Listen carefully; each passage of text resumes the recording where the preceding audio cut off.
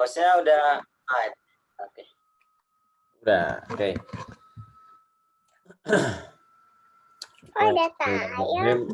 Assalamualaikum warahmatullahi wabarakatuh. Waalaikumsalam warahmatullahi wabarakatuh. Terima kasih keluarga Madani Loka dan Teh Nida yang sore ini sudah berkumpul.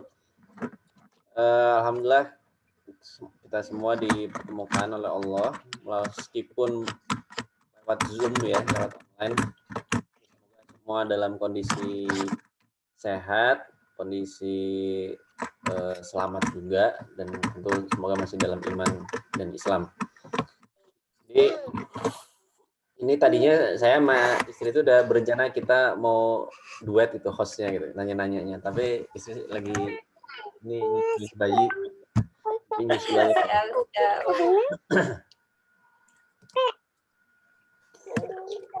Oke, jadi insya Allah ini membuka sharing internal Baraya. Semoga nanti bisa jadi sharing eksternal sesuai dengan yang sudah dibahas beberapa minggu yang lalu.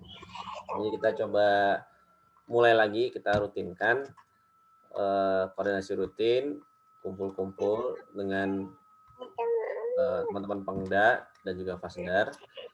Nah, kan kalau kali kita bahas kemarin tuh formatnya, yaudah kita dari masing-masing keluarga sharing, atau kalau bingung sharingnya mau apa ditanya-tanya, jadinya gitu.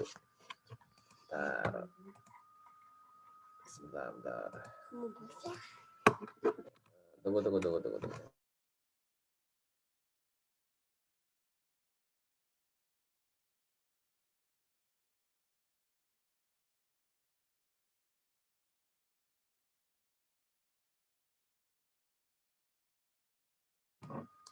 Oke,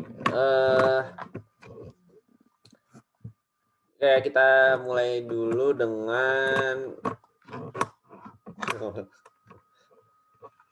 silakan keluarga Madani Loka kalau mau memberikan, kita sih udah kenal, cuman kenalnya kan selama ini ya baru sebatas mungkin nama anak-anaknya. Nah, mungkin silakan sebelum mulai ditanya-tanya boleh perkenalkan dulu Kang Tarlani, mau bercerita sebenarnya Madani Loka itu keluarga yang kayak gimana sih? Mangga. Ya, nuhun Kang Lasso. Duh punten nih, ada banyak background. Backgroundnya berupa background. Ya, mungkin izin yang menyampaikan barangkali sebagai prolog, perkenalan. Ini kami, terutama saya Tarlani. Ini adalah istri Kirani Anjasmara, dan ini adalah anak pertama Kifa. Saya hai Kifa. Kifa. Oh ya, kalau saya Tarlani usia 29 tahun. Alhamdulillah sekarang kalau profesi sebagai pengajar atau dosen di Unisba di Prodi Perencanaan Wilayah dan Kota. Selaras sama pendidikan dulu lah pas S1 S2. S1 S2-nya dari ITB angkatan 2010. Kalau istri background-nya dari psikologi UIN 2011. Jadi beda 1 tahun lah ya. Alhamdulillah Allah pertemukan kita di Salman lah ya, mungkin masih Salman. Banyak sih sebenarnya irisannya di sama-sama alumni Karisma. Terus juga ada dulu ada program namanya Mini MBA gitu ya, Mini MBA Salman. Dan beberapa program-program yang lain lah. Pas sudah nikah kaget ya, grupnya banyak banget ya barengan. Nah, ini anak pertama Kifa usianya berapa Kifa? Berapa tahun? 4 tahun lebih berapa bulan ya? Dari bulan Februari, Maret, April, Mei, Juni, Juli. 5 ya. 5 lah ya. 4 tahun 5 bulan, alhamdulillah. Ini anak kedua. Halo. Gitu ya. Namanya siapa? Namanya Kak If Roshid Afkarian. Kalau ini Hafidah Kifa Zahida, ini Kaif Rasyid Afkarian. Kalau ini 4 tahun 5 bulanan, kalau ini 3 tahun 3 berapa? bulanan. 3 bulan, 3 tahun 3 bulan dari bulan Mei. Gitu. Nah. 2 bulan ya, 3 tahun 2 bulan. Ya, ya mau 3 bulan. Nah, itu kami sekarang tinggal di perumahan NVR Nuansa Vili Regensi di Pasir Impun. Jadi kalau patokannya dari Lapas Sukamiskin, maju dikit naik gitu naik lagi, nanti ke sana arahnya ke Pasir Impun gitu. Nah, kami punya misi atau istilahnya keluarga kami itu ingin dikenal gitu ya dengan keluarga Madani Loka sebenarnya. Kenapa Madani Loka? Sebenarnya sih simpelnya gini.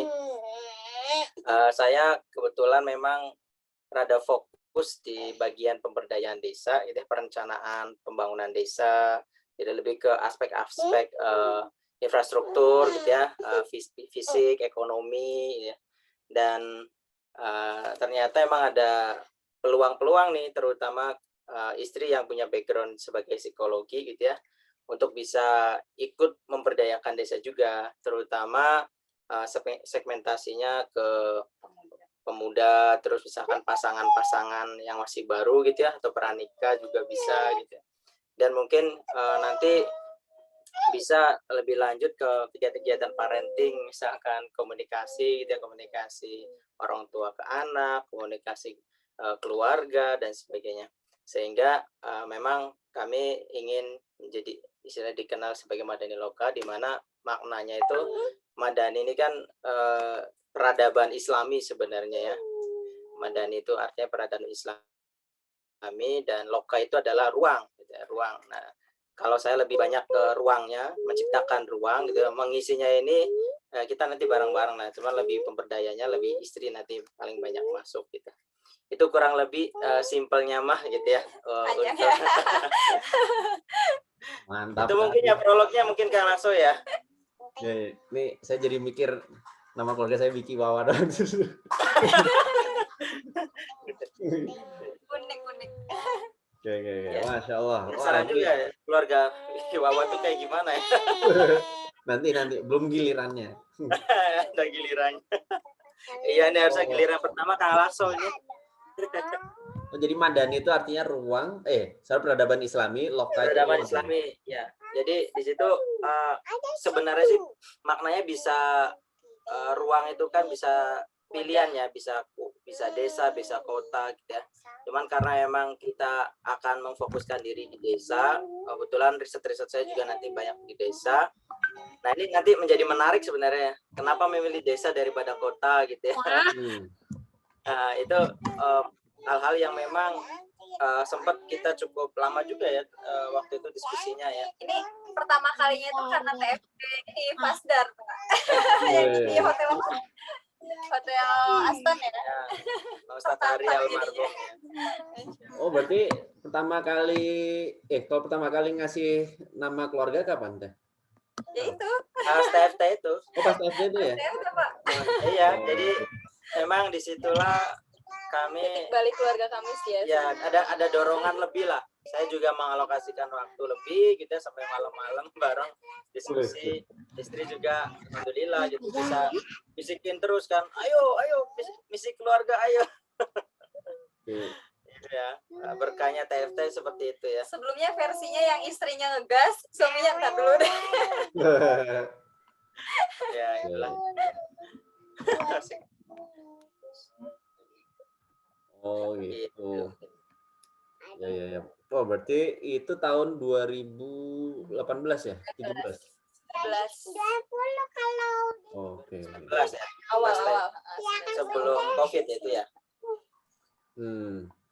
Oke, berarti dari situ Masya Allah jadi ada nama keluarga. Terus setelah akhirnya mendeklarasikan nama keluarganya itu dengan visi misinya tadi ya, memberdayakan desa berarti, Kang. Yang paling kerasa pasti kan bedanya pas dulu belum dikasih nama keluarganya sama yang sudah akhirnya punya identitas ibaratnya. Itu apa bedanya, Kang? Ya, mungkin nanti saya nyampein, nanti tambahin ya kita istrinya. Jadi kalau misalkan perbedaannya sih apa ya? Terus terang kalau dari saya pribadi, saya kan emang udah banyak kesibukan ya. Kesibukan ya di kampus karena dosen udah gitu ya, jadi wah tekanan dari dekanat, dari senior lah ya gitu ya, cukup intens. Makanya memang untuk bisa fokus gitu ya, untuk keluarga itu rada antar aja gitu ya. Nah kalau setelah udah ditentukan, terus kita akhirnya evaluasi gitu ya, karena salah satunya kan kita ada yang juga ya family inilah ya, family forum gitu ya, walaupun memang keberjalannya tidak serutin yang memang kita rencanakan gitu. Jadi pengennya memang setiap pekan ada family forum, di situ emang simpelnya ya bahas aja berkaitan dengan ini udah sampai mana nih gitu ya, visinya kita punya target sekian desa kita bina gitu ya, seberapa kita sudah melakukan pendekatan. Jadi nanti ada patokan ya ketika kita bergerak itu untuk mencapai tujuan seperti apa. Memang kita ada beberapa ini sih ya, capaian kita sampai bikin 2035 ya. Sampai 2035 kita memang sempat menyepakati target itu kita punya sekitar 10 ya. 10 desa binaan. 15. Oh 15 ya, 15 desa binaan Tahun 2035. Jadi emang per 10 5 desa tahun binaan. ya, kita ada 5 desa binaan. Jadi 5 desa binaan ini emang prosesnya pertama kita masih belajar gitu Kang Lasso. Kita belajar itu istilahnya nothing tulus lah, kita masuk ke desa, tidak kayak sok-sokan wah saya dosen kira misalkan sebagai praktisi parenting gitu ya, enggak seperti itu ya. Tapi kami memang mau ke desa terus izin kami belajar di desa gitu ya, karena salah satu cara yang paling memungkinkan gitu ya kita bisa diterima di desa itu adalah seperti itu. Jadi nggak bisa kita seolah-olah kayak menggurui atau seperti apa gitu ya. Dan nanti kalau udah dapet belajarnya tuh ada beberapa ya. Pertama dari buku sempat kita merutinkan ya, ada satu buku yang dibedah gitu ya tentang pemberdayaan desa, ganti-gantian. Tapi paling banyak sih saya yang lebih ini ya kekiran punya baca nanti presentasiin. kuliah lagi. Karena memang kita masih belum satu ini gitu, satu fase lah ya, satu frame. Karena memang saya banyak studi desa, tapi istri kan dulu nggak banyak gitu ya memahami, walaupun orang desa juga ya dulu. Makanya memang pengen ada belajar sehingga kita punya mindset bareng nih berkaitan dengan pemberdayaan desa gitu. Jadi tadi itu akhirnya kan perbandingannya kita ada waktu yang harus kita slotkan untuk belajar gitu Kang Lasso. Belajar itu terus juga sempat ya bikin kecil-kecilan lah video-video profil kita gitu ya, Madani lokal, walaupun ya masih belum inilah ya, belum profesional gitu ya. Tapi insya Allah bertahap itu mungkin ya. Cuma tambahan dari kalau membina dalam hal apa sih kan? Yang tadi ruang lingkup pembinanya sejauh apa? Nah, ruang lingkup pembinanya itu sebenarnya yang utama lebih ke ini ya, pas sosial ekonomi sebenarnya yang utama. Kalau saya memang bermainnya di wadahnya lebih ke fisik. Jadi kalau perencanaan tata ruang desa gitu ya, itu kan goalsnya sebenarnya lebih ke bagaimana desa itu tertata dan lingkungannya bisa terjamin lah, sustainable ya. Karena itu salah satu yang kita cantumkan juga di misi kita ya, berkelanjutan. Bahwa desa itu berkelanjutan dan juga emang lebih jauh lagi ada nilai-nilai Islam yang digunakan gitu ya, oleh desa tersebut gitu. Mungkin tambahan ya, saya nanti ke bablasan kalau ngomong terus ya. Biasa dosen senangnya ngobrol ya. Ya, kalau tadi ditanya apa sih perbedaannya gitu ya ketika sebelum punya misi hidup, misi keluarga sama setelah punya. Buat saya sendiri sih namanya perempuan ya kerasa banget, apalagi mantan pekerja di ranah publik gitu ya. Mantan aktivis gitu Mantan ya. aktivis. Jadi ketika sebelum nikah kan wah kegiatannya banyak banget, bahkan ketika Kifah masih umur berapa ya? 5 bulan.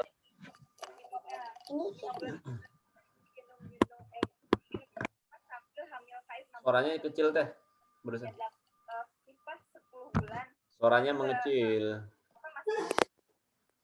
Hamil 6 bulan dan sambil kerja gitu kan. Jadi kerasanya tuh kayak wah pas langsung di rumah tuh langsung jelek kehilangan arah gitu kan. Mau ngapain nih di rumah gitu ya. Sama kayak ini ya yang di rumah saya. Kan kerasa ya perubahannya yang biasanya aktif kemana-mana, tahu-tahu di rumah kehidupan 24 jam sama anak, terus nggak tahu mau ngapain gitu ya, dan ngerasa kayak oh, kok kayak hambar ya hidup tuh, mesti nggak ada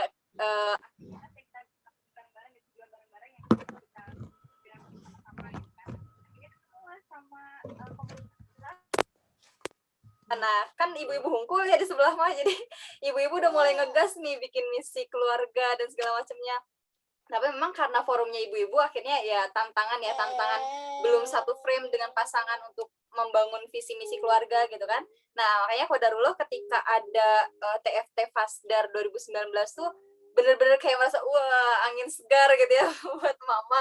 Akhirnya bisa belajar bareng sama pasangan. Terus akhirnya kita bisa punya kejelasan gitu ya ke depannya itu ngapain aja, dan peran saya terutama sebagai istri itu ngapain aja gitu ya. Kan udah jelas ya peran istri mah support suami, tapi support bagian apa gitu.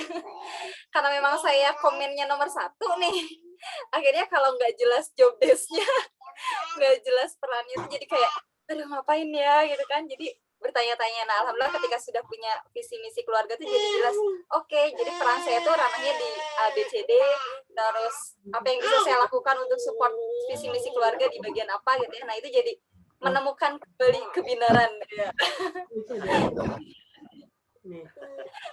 Itu sih.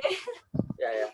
Sama Ya ya. memang ini sih Kang Lakso dan Terara, saya ngelihat mungkin karena istri banyak ditempa di IP gitu ya, dan ternyata di IP juga banyak tugas-tugas yang arahnya sebenarnya lebih pada saya kira searah ya dengan yang apa yang ada di Hebat gitu ya, dari misi keluarga harus dipertegas gitu ya, terus juga karya-karya dari keluarga. Nah memang dari tuntutan seperti ini kita akhirnya terdorong gitu ya untuk bisa melakukan hal tersebut gitu Kang Lakso. Itu sih paling ya. Oke, ini sebelum bahas yang tadi misi keluarga lebih lanjut ya, saya coba bahas internal keluarganya dulu nih. Oh ya. Iya kan, kalau yang tadi misinya berarti kan kalau saya tangkap tadi lebih banyak ke eksternal ya, misalnya tadi membina desa dan lain-lain. Nah, kalau yang sekarang saya mau coba tanya-tanya itu, kalau mulai kenal FBE mulai kapan teh, Kang? FBE itu mungkin ya. Pikiran dulu lebih dulu. Saya dulu ya. Jadi saya tuh kenal FBE itu di akhir tahun 2017, sekitar bulan Oktober ya, kalau nggak salah. Jadi ketika Oktober itu saya udah mulai persiapan resign nih dari kerjaan, karena memang udah hamil 8 bulan. Ya 8 bulan. Hamil 7 bulanan lah ya, udah 7 bulanan. Terus kayak, wah nanti setelah resign saya ngapain gitu kan. Nah mulai nyari-nyari tuh, alhamdulillah ketemu sama Hebat. Kayaknya masuk matrikulasinya tuh sebelum teh. Nah, jadi masuknya itu ketika matrikulasi kelima kalau nggak salah ya, itu saya lupa lagi bulan apa, tapi yang pasti di tahun 2017. Nah setelah itu saya tuh jadi matrikulasi Hebat kan tahu ya materinya banyak banget, terus kayak masih Mahmud gitu, aduh ini sambil kerja nyimak materi kayak gini kayaknya nggak kesiwar gitu kan nyimaknya. Ya udah jadi nyimak tipis-tipis. Suami juga masuk sebenarnya, cuman kita termasuk yang silent, ngikutin aja. Oh ada moving group ngikut gitu kan, ada isi ini ngikut, tapi nggak tahu sebenarnya aktivitasnya ngapain aja Ya, gitu yang kan. per usia itu ya. Iya, jadi di situ awal belajar. Iya ternyata ini ada konsep baru gitu, baru tahu, karena selama kuliah di psikologi itu nggak ada konsep pendidikan berbasis fitrah gitu kan. Ini unik banget. Mulai tertarik gabung, Cuman ya gitu baru aktif banget di Hebat itu di akhir atau awal 2018 ya. Jadi akhir 2017 menjelang awal 2018. Ya, itu baru. Iya bener, pas di rumah apa ya, sempat ketemu di rumah Teh Diah ya, kalau nggak salah ya. Iya, itu 2019 Teh di rumah Teh Diah. Setelah TFT. Oh, di setelah TFT. Setelah TFT itu ya. Iya. Itu Setelah TFT. pertama kali saya aktif banget di Hebat itu Desi ketika ya Teh Desi itu minta tolong buat jadi adminah. Jadi dulu kan ada PPK apa sih yang Oh, pendampingan itu loh. Iya. Nah itu saya tuh baru lahiran, terus kayak sedih gitu, wah saya di Garut nggak bisa ikutan offline gitu kan. Terus PM Teh Desi, kira-kira ada nggak materi yang bisa diikutin gitu, pengen banget belajar Hebat gitu kan. Karena aktif jadi di ini sama Teh Desi. Diajak jadi adminah saat itu, dan itu pertama kali saya memahami Hebat konsep FBE ya Teh Kang, bener-bener gitu ketika jadi adminah, karena kan tipe saya tuh belajarnya sambil praktek gitu ya, harus terjun nyemplung dulu baru oh iya ternyata ini konsepnya gitu ya. Nah setelah itu baru nularin ke suami, oh cerita gitu kan, udah sama-sama ya. Jadi setelah itu baru nularin tentang desain yourself gitu ya, konsepnya dan itu tuh benar-benar kita terapin gitu dalam kehidupan sehari-hari bareng anak-anak. Oh ya Allah. Ya. Jadi apa ya? Lebih ke, maksudnya menarik banget ya dari awal. Tapi rata-rata memang kalau di Hebat istrinya dulu, baru nanti suaminya gitu ya. Nah kalau saya kebalik sih Teh, sebenarnya saya dulu tugas, terus dianya Pak Lakso yang semangat habis itu. Waduh, luar biasa banget. Saya lebih semangat dari istri. Istri masih galau, kalau saya masih galau. Kadang pengen berkarir, nggak lagi. Kadang pengen, nggak lagi gitu. Ya. Karena Bu Dokter mah lebih sibuk lah ya. Oke, apa namanya? Terus berada di komunitas. Nah, terus kan Teh Kira ini aktif banget ya Teh, saya lihat ya. Maksudnya di Hebat iya, di IP ya. Nah, itu tuh sebenarnya mungkin di luar ada juga ya Teh yang offline ya. Mungkin di komplek, mungkin di desa. Oh iya, di desa iya ya. Membangun desa. Nah, itu nggak boleh tahu nggak Teh? Sebenarnya kalau apa sih yang membuat Teteh maksudnya benar-benar semangat gitu, kayak selain emang mungkin ada bakat juga ya Teh ya, maksudnya ada passion juga, jadi benar-benar aktif, maksudnya istiqomah aktifnya gitu Teh, dari istiqomah tuh terus-terusan kan ada yang hilang timbul gitu, cuma kalau Teteh dari dulu kayaknya kan di Hebat sama di IP masih ya Teh gitu. Di Hebat juga hilang timbul ya Pak Lakso ya.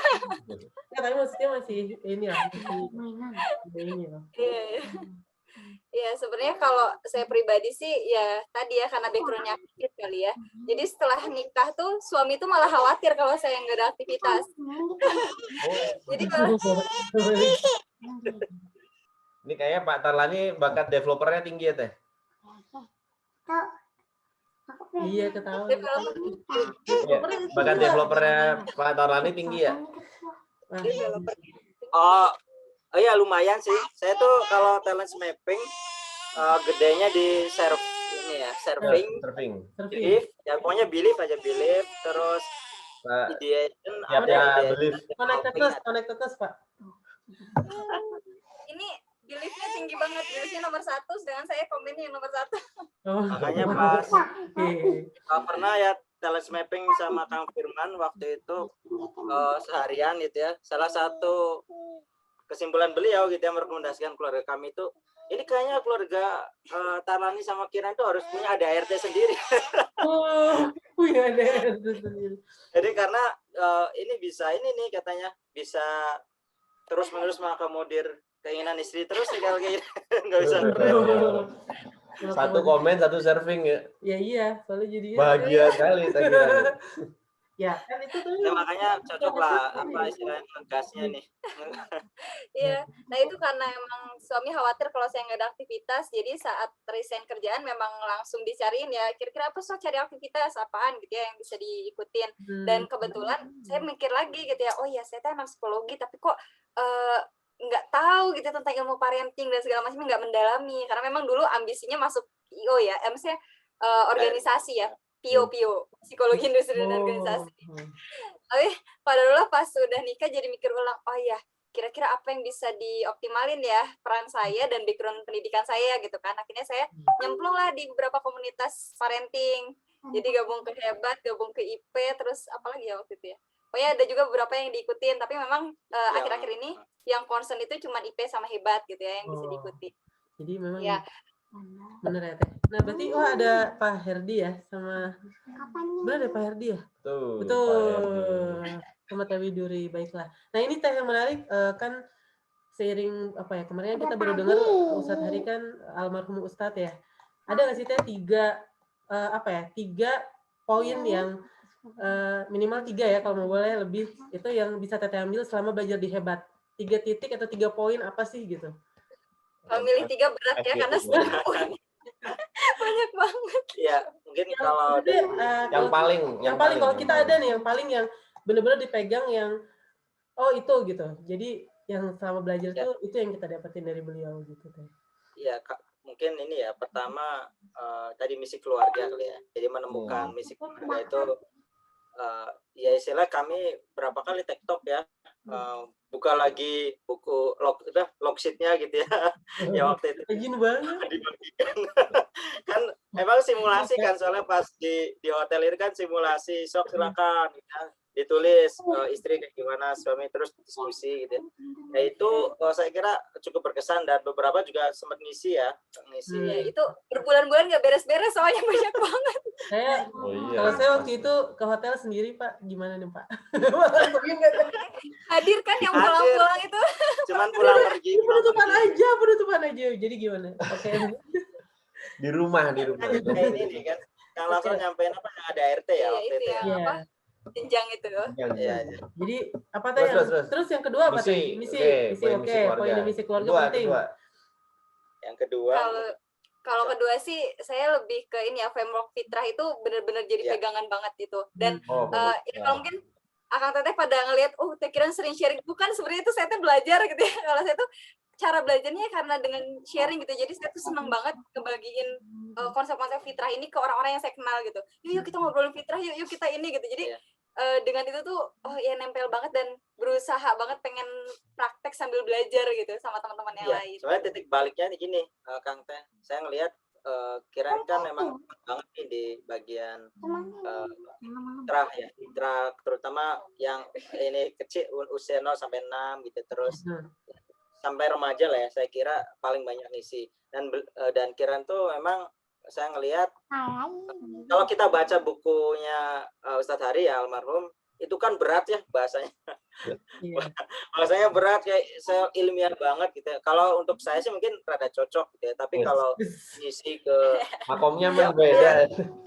Saya ngerasa enak gitu kalau misalkan ngelihat ini baca buku-buku beliau itu banyak hal-hal yang kayaknya wah ini dalam banget nih gitu ya bahasanya gitu ya. Cukup ilmiah lah. Bisa dibilang seperti itu.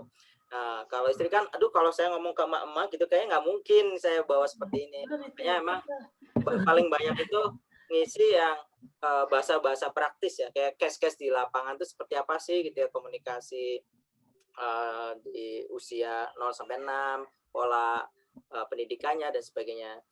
Apa dampak-dampaknya? Baru setelah itu cerita, kita punya ini loh gitu ya, fitrah gitu ya, ada framework-nya. Fitrah keimanan usia 0 sekian tahun kayak gini kondisinya. Nah itu yang saya ngelihat dari Kiran kalau ngisi ya. Padahal saya juga deg-degan ini pertama kali di situ, ya Allah saya bukan fasil hebat dulu teh. Makanya sering nanya ke Teh Desi, Teh pengen nih mau sharing tentang fitrah, yang penting sudah berusaha untuk mempraktekkan di rumah, ya udah sharing aja kayak gitu. Akhirnya saya persiapan ini gitu ya, dan memang benar kalau saya sih mikirnya bisa nggak sih si konsep fitrah ini kita tularin seluas-luasnya gitu ya. Makanya pas dulu pernah rapat pertama Hebat tuh pas di Pengda gitu ya, bisa nggak kita kolaborasi sama sekolah-sekolah gitu. Saya tuh suka malu minta buat ngisi di sekolah-sekolah padahal saya nggak mewakili Hebat gitu yang memang benar-benar membawa nama FBE gitu kan, konsep FBE dulu tuh. Nah itu yang bikin saya kayak senang aja sharing gitu, sharing tentang ini, dan bahasanya pun benar tadi berusaha untuk mikir putar otak gimana caranya sih konsep yang kompleks dan besar ini bisa jadi partikel-partikel kecil yang ya sehari-hari banget lah buat mama gitu ya. Apalagi saya pernah ngisi di ini teh daerah pada suka atas itu ya. Oh ya, Mas. Iya, pada suka daerah pada suka yang itu pengajian ibu-ibu gitu ya. Dan ibu-ibunya tuh usia 50 tahun ke atas. Fitrah apa itu tadi?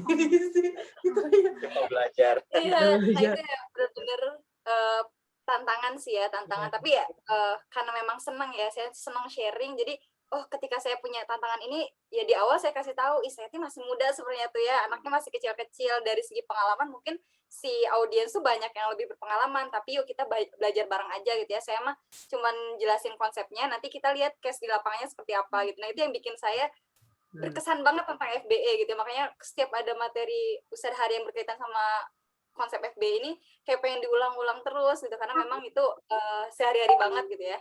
Walaupun memang tantangan kita juga ya, tantangan real kita di keluarga juga memang penerapan FBE ini, terutama untuk anak-anak yang usia 0 sampai 6 tahun gitu. Yang ketiga apa teh? Tadi baru 2. Yang ketiga ya. Mungkin ketiga ini kali ya. Ada Pak masih ngaruh ke yang pertama. Jadi yang ketiga itu saya ngelihat ini Kang, bagian ini peran ya, peran suami dan istri gitu ya. Ya, itu lumayan banyak kita introspeksi juga gitu, kalau jangan-jangan kita ini teh beneran kebalik gitu ya. Karena tujuannya ini lebih banyak istri, tapi enggak seperti itu ya, maksudnya diluruskan sama beliau juga gitu ya.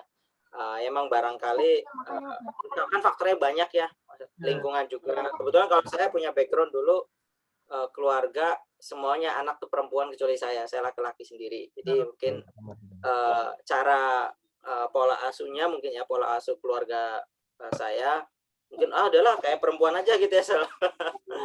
Jadi banyak yang ini dibatasin. Saya ngelihat dulu nggak boleh ini, nggak boleh itu, banyak banget nggak boleh lah pokoknya lah. Jadi eksplorasinya kurang. Ini kebalikannya gitu ya. Yang ini bebas banget. Anak pertama bapaknya pengen punya anak laki-laki. Ayah guru, kakek guru. Jangan-jangan itu yang melatar belakangi namanya Anjasmara ya.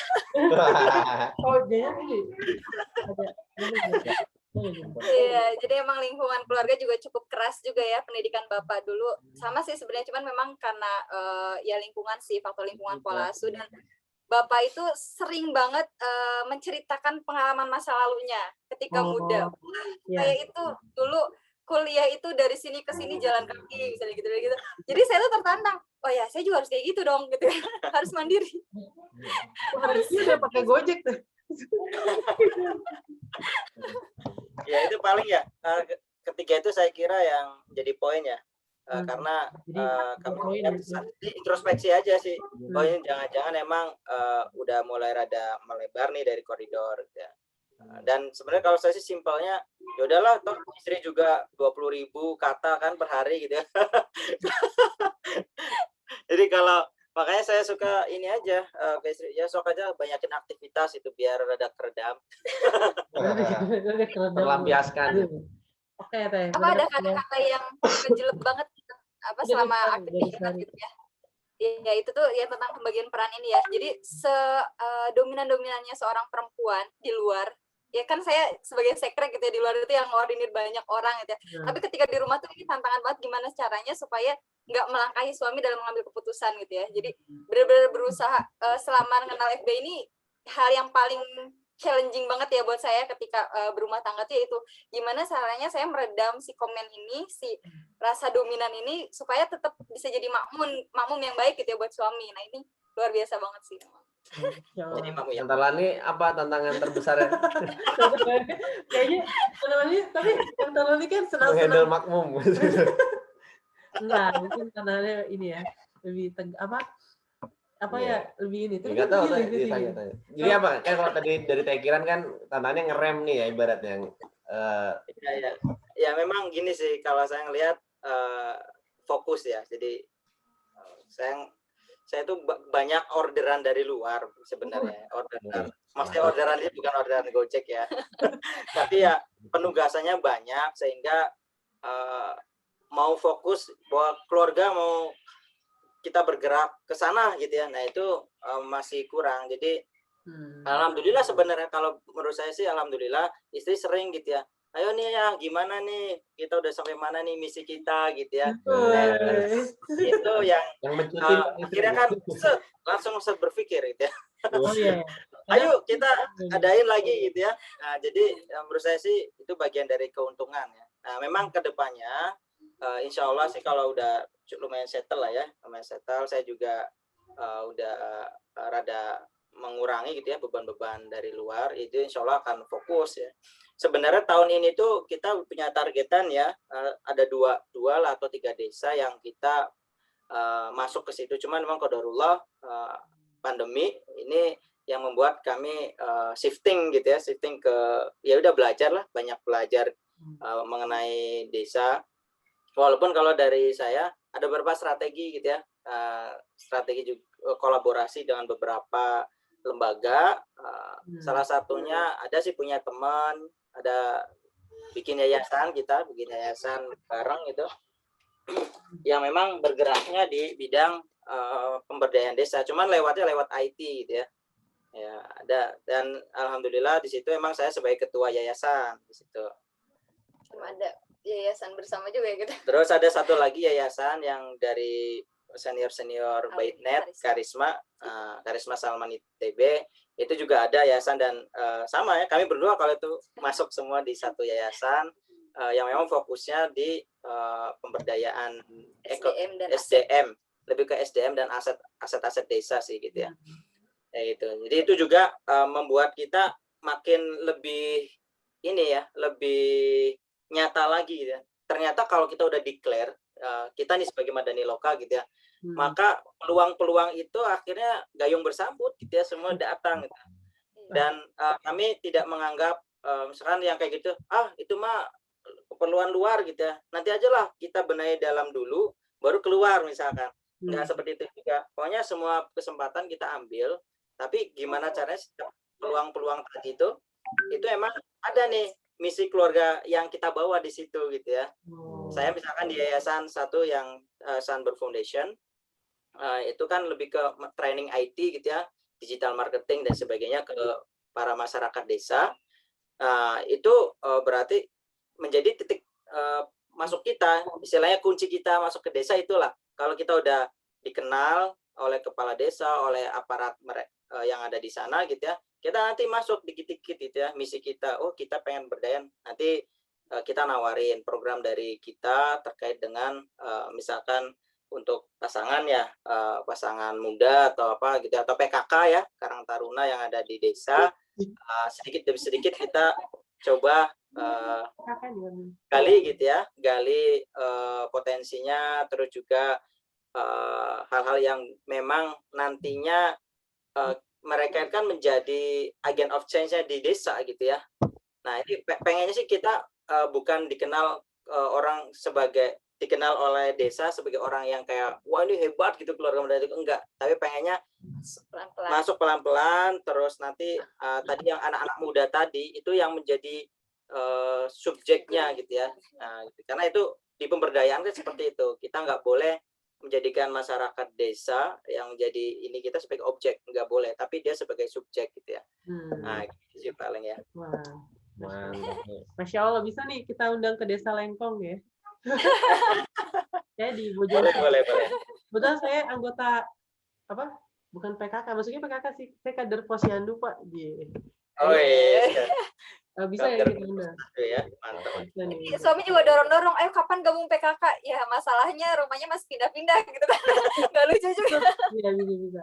Nah ini menarik sih, soalnya saya jadi tadi kan udah 3 hal nih saya. Cuma memang saya lihat keluarga Madani Lokal ini sangat banyak program keluar ya. Ternyata memang program di dalamnya sebenarnya ada, tapi masih ngikut sama program yang keluarnya gitu ya Pak ya. Kalau kita prinsipnya gini Teh, jadi ketika kita keluar itu kita bukan menjalankan program di luar, tapi kita bertumbuh bareng gitu. Ya, jadi kayak belajar. Proses belajar kita untuk menguatkan di dalam tuh ya dengan kita keluar, terus kita bawa ke dalam gitu, kita kuatin bareng-bareng di dalamnya gitu. Karena ada sih beberapa kayak dulu sebenarnya mungkin kalau misalnya pas saya kerja sendiri dengan bidang saya tuh itu nggak ada sangkut pautnya sama misi keluarga jadinya. Ada berapa misalnya gitu, atau misalnya ada juga yang keluarga saya tahu, oh dia aktif banget di komunitas, tapi ternyata keluarga di dalamnya nggak diurus gitu. Jadinya akhirnya ya terseok-seok juga gitu. Ada akhirnya off. Jadi memang gimana sih kalau tips, kalau tadi ya Teh Kiran ya, mungkin apa sih yang supaya balance gitu antara amanah dari luar sama keluarga di dalamnya juga berkembang gitu, tumbuh juga. Kadang kan banyak yang melupakan membina keluarga di dalam gitu, jadi banyak keluarnya gitu. Jadi kalau saya pribadi sih ya Teh ya, jadi kayak sekarang aktif di IP, aktif di Hebat, kenapa? Karena memang sejalan sama visi misi keluarga gitu ya, sejalan sama visi keluarga. Dan senangnya saya gabung di IP misalnya itu kan ada syaratnya itu adalah restu dari suami atau orang tua gitu yang tinggal di rumah gitu ya. Nah itu kan jadi kunci, oh ya kalau saya mau aktif di IP berarti saya harus menyeimbangkan juga di internal saya, jangan sampai nanti suami protes, udahlah keluar aja dari IP-nya gitu ya, ternyata masuk IPT malah gimana gitu. Nah itu, dan dulu ya. ya karena pernah ada challenge yang luar biasa di komunitas sebelah tuh, sampai saya tuh wah uring-uringan sehari-hari gitu. Ya udahlah kalau capek mah udah keluar aja gitu. Tapi dari situ saya jadi tertantang gitu Teh. Oh iya ya nggak boleh. Saya tuh harus melihatkan kebenaran saya ketika berkomunitas biar di sini terus. Nah ini jangan jadi hebat apa aja? Punya ini ya. Iya, soalnya pas awal-awal itu kelihatan banget dah kayaknya, aduh ini masuk komunitas tapi kok kayak yang riwo gitu. Jadi makin apa ya? Makin banyak yang terus gitu ya Pak ya. keteteran lah pokoknya. Jadi urusan domestik keteteran semua. Jadi yang paling penting kan sebenarnya komunikasi ya. Dan alhamdulillah mungkin ya karena psikolog jadi pelan gitu ya. Bisikin suaminya. tapi yang penting komunikasi itu ya, komunikasi dengan pasangan itu kayaknya harga mutlak ya untuk setiap orang gitu ya. Apalagi kan kalau di Al-Qur'an ya, di Al-Qur'an itu berapa tuh peran sebagai bunda sebagai istri ya, sebagai istri kan paling tinggi ya, berapa persen, 40 atau 50? 14 ayat kalau nggak salah. Ya pokoknya kalau rasa itu kan paling tinggi itu, setelah itu baru ke anak ya, peran sebagai ibu gitu ya. Jadi mungkin disitulah menjadi introspeksi gitu ya, bahwa ya mau gimana pun aktivitas di luar tetap yang namanya disampaikan komunikasi. Kebetulan oh saya lagi akan ada proyek besar gitu ya, berarti ya saya misalkan boleh nggak minta bantuan ini, ceritain gitu ya, oh ini tuh ada tugas gini intinya pokoknya jagain anak gitu. Oh penting itu jagain anak udah sekali ya. Ini pas malam tampil ya Teh, pas tampil gitu. Ya ini ya luar biasa banget ya, setelah kenal IP, setelah kenal Hebat itu kami jadi membangun home team itu benar-benar ya. Jadi membangun home team itu benar-benar, support system benar-benar gitu ya. Ketika suami ada kerjaan, ya udah kunci pintu, mau anak naik itu gimana biarin aja, maksudnya selilir-lirnya saya mah ya udah nggak apa-apa gitu kan. Nah gitu juga kalau misalnya saya lagi ada kerjaan, ya punten bisa gitu, misalnya nitip anak 1 jam ke depan ada sesi sharing misalnya kayak gitu.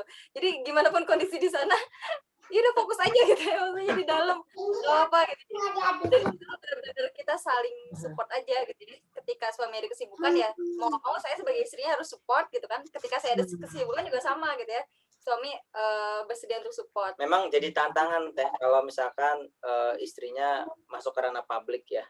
Kalau ini kan nggak ke ranah publik nih ya, bukan PNS ataupun orang yang kerja setiap hari gitu ya. Dan disitulah mungkin kelebihan kita ya, fleksibel, terus ya peran saya juga nggak seluruhnya tentu saja. Karena kalau yang namanya dengan anak kan istilahnya itu setiap hari juga ada ya, cuman ada waktu-waktu tertentu yang aduh dua-duanya ada aktivitas gitu ya. Kan kebetulan tadi itu banyak orderan itu gitu ya. Apalagi emang saya aktif juga, proyek juga ada beberapa yang saya ambil gitu ya, karena untuk bisa menjaga dapurnya biar nggak ngebul ya. Tapi ya gitulah ya, karena masih muda, bertahap, banyak capaian-capaian gitu ya yang ingin kita realisasikan ya, terkait dengan rumah, terkait dengan ya istilahnya itu mah keluarga lah ya, standar keluarga gitu ya, kan rumah tangga ya, ada rumahnya.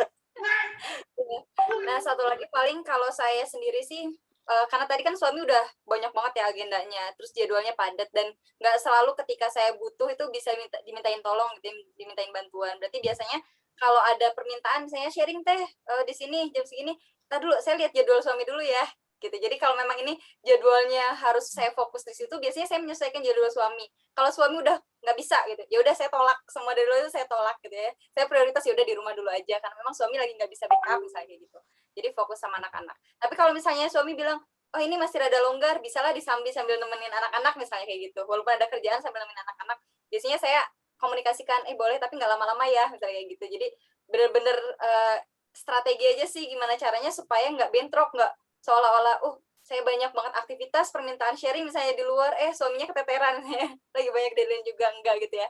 Atau juga begitu pula sebaliknya gitu, ketika suami banyak kerjaan sampai extend gitu kan, ini nggak beres-beres nih deadline, puntennya fokus dulu di kerjaan boleh gitu. Jadi ketika saya ada kegiatan lain ya saya sambil gitu ya, sambil main sama anak atau sambil nggak terlalu apa ya saklek gitu anak harus dititipin atau kayak gimana, enggak, tapi ya udah kita bareng-bareng aja, namanya mama ya, jadi berkomunitas pun ikut sama anak-anaknya gitu ya, melibatkan anak-anaknya juga. Ya, udah banyak Paket juga ya. ya. Pokoknya Ya pokoknya kelihatan Kang Larso 20.000 kata dengan 8.000 itu Pak Kang Terlani 8.000 kata pun udah kepake buat ngajar ya Kang. kan ngajarnya video sekarang, jadi Oh, tinggal Nah, sekarang ini deh, saya mau nanya, kan tadi tentang eksternal udah sempat disinggung dikit, terus internal tadi lebih ke pasangan. Nah, sekarang kalau ke anak sendiri teh, Kang, yang sejauh ini nih, yang kan sudah kenal FBE, yang menurut Kang Tarani sama Teh Kiran sudah diterapkan dari FBE itu, contohnya apa, Kang? Waduh, contohnya apa ya? Atau yang semula, kita sebelumnya ibaratnya salah treatment nih, setelah kenal FBE jadi tercerahkan, akhirnya mengubah mungkin cara mengasuh ke anak, pendekatan ke anak. Ya, ada sih beberapa ya, ada beberapa sih Kang Lakso. Ya, intinya anak-anak itu kan punya keunikan ya. Jadi dulu itu sempat kita masih sering banding-bandingin ya. Pertama sama kedua. Jadi karena yang qadarullah ya, anak pertama itu luar biasa gitu ya, dari mulai umur 1,5 tahun udah lepas ya toilet trainingnya, udah bisa toilet training, terus juga cepat, pokoknya pembelajarannya cepat gitu ya. Yang termasuk sekarang alhamdulillah tuh Kiva itu udah bisa baca ya, udah bisa baca buku kecil, novel apa, wah itu dibacain semua. Pernah kalau mau tidur itu, enggak, ini belum selesai baca buku, jadi tidurnya dia. Dia senang banget gitu ya untuk baca buku, cepat banget ya. Memang rada beda banget sama adiknya gitu yang umur 3 tahun 3 bulan ya sekarang, itu belum bisa namanya lepas dari pampers gitu ya, toilet training gagal terus. Kalau satu di hari rumah nggak pakai ini ya, kita nggak pakai diapers gitu ya, tapi ya gitu, dia masih belum refleksnya masih belum kuat gitu ya untuk kalau udah 5 kali ganti nih ya udahlah pampers celananya habis. Jadi ini salah satu ya Kang Lasso, jadi kita berusaha untuk tidak membanding-bandingkan ya antara anak gitu. Jadi emang tantangan juga untuk kita, bismillah ya, pokoknya bertahap gitu, bahwa setiap orang tuh punya caranya masing-masing gitu ya. Itu sih yang kelihatan banget gitu ya, kalau terhadap anak. Selebihnya mungkin kira kalau saya banyak banget sih Pak, jadi paling banyak berinteraksi sama anak. Iya, karena memang ya saya sendiri kan ya memutuskan untuk jadi praktisi FBE gitu ya, memutuskan untuk saya pokoknya pengen mendalami dunia fitrah, saya pengen terapin itu di keluarga gitu ya, karena memang punya masa lalu yang menurut saya sih nggak boleh nih ini terulang buat anak-anak saya, nggak boleh gitu ya. Saya harus belajar dan segala macamnya itu saya temuin ketika FBE. Di antaranya itu yaitu tadi ya, nggak membandingkan anak-anak karena saya korban dibanding-bandingkan. Wah, yang curhat. yang tadi saya ceritain itu kan, misalnya ketika saya masih kecil itu dari kecil sampai besar itu ceritanya sama. Bapak tuh ceritakan perjuangan beliau dia masih muda gitu ya. Jadi kayak saya tuh kayak beban mental itu bukan karena dia, tapi karena saya harus bisa lebih baik dari bapak saya gitu. Bapak saya kayak gitu kan. Nah, saya tuh nggak mau membebankan keinginan saya ke anak gitu. Jadi jangan sampai anak saya tuh mikir, wah udah karena bunda pengennya ini, jadi aku harus kayak gini. Enggak, pengennya tuh ya kamu pengennya apa gitu kan. Jadi dia itu poinnya. Terus yang kedua itu ya gimana legowo sama apa ya, sama kondisi yang 6 tahun yang Apa tuh suaranya kecilnya? Logo apa? Iya. Jadi legowo untuk menerima keunikan anak usia 0 sampai 6 tahun kan egonya masih kuat ya. Egonya masih kuat. Itu sebelum tahu FB ini ya, ketika anak nangis tuh kayak rasanya tuh, aduh nangis terus ya, oh gini terus ya gitu. Tapi ketika sekarang udah kenal FB setidaknya, oh iya maunya apa gitu kan. Jadi mulai bisa menggali keinginan anak seperti apa. Terus dan yang selanjutnya itu melibatkan ya, melibatkan anak di setiap aktivitas kita gitu ya. Nah itu dapat banget nih, buat saya itu berkesan banget ya ketika Ustadz Hari bilang, ya kalau kita mau anak kita seperti apa ya kita libatkan dia gitu ya, kita libatkan dia, bukan kita menyuruh tapi kita beri teladan dan biarkan dia mengikuti binar mata kita gitu kan. Nah itu yang bikin saya tuh, oh iya sekarang ketika kami aktif di sosial gitu ya, kita ikut yayasan bina desa atau pemberdayaan itu anak-anak selalu diajak gitu ya. Bahkan Kifa tuh pernah kita survei ke Subang ya, daerah Subang. Itu acara ini pengabdian. Kan dosen kan pengabdian ya. Kebetulan memang pengabdiannya di daerah Subang, di desa yang ada Subang, desa wisata gitulah.